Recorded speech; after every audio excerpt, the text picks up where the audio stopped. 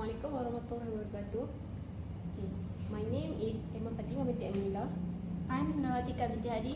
I'm Asafa binti Syakir. And I'm Narhalina binti Narizan.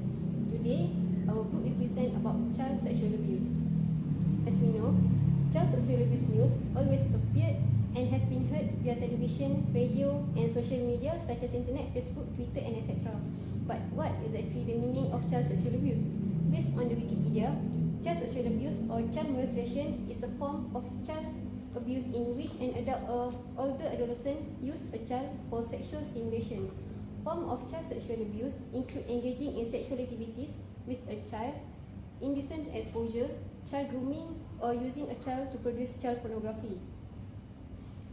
In Malaysia, according to report released by Utusan Malaysia recently, as many as 17% cases of child abuse committed by the parents themselves, while 30% done by babysitter and maid. These appalling situations must be resolved as soon as possible. The question is, what is the factor that behind this social problem? A number of social and family background factors that have been found to be associated with women who as adults report having been sexually abused as a child. These women are more likely to report the presence of non-biological related father, parents' disability or illness, living apart from their mother at some time during their childhood, social isolation from peers such as no one to confide in, and poor relationship in parents. But what exactly the important to solve the problem? My friends will explain more about the problem. So among all of the factors that have been described by my friend just now, there is one solution that we can do to overcome this problem. It is treatment modalities for sexual abuse survivor. This solution will involve the government sector and also the private agency, which is NGO. In this treatment, we will focus more on the basic therapeutic goal, which is symptom relief. Symptom relief is a one way to encourage the children to think differently about the event. It also teaches them on how to manage their emotion, behavior, and also help them to facilitating the expression of the negative effect.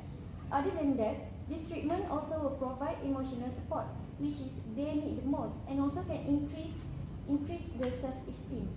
To make the treatment become better, individual private practice should be provided too. In the individual private session, the treatment technique, strategies of intervention, and different theories should be introduced. One of the theories that can be introduced in this treatment is attachment theory. It will contribute the understanding on how to overcome the negative effect from having family problem, distorted adult relationship, and also disturbance in self-concept.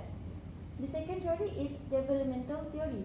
This theory can improve our understanding in stage of development of the children, so that we can notice in what stage that children was sexually victimized.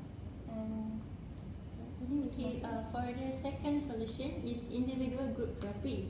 This individual group therapy for survivors of childhood sexual abuse who suffer from dissociative identity disorder is the aim to help the survivors sort out the different ego states, enhance those who have protective roles, lessen the impact of those ego states that represent the preparators and endanger him or her, yet reframe and harness their power, dominance and authoritative qualities for his or her own benefit.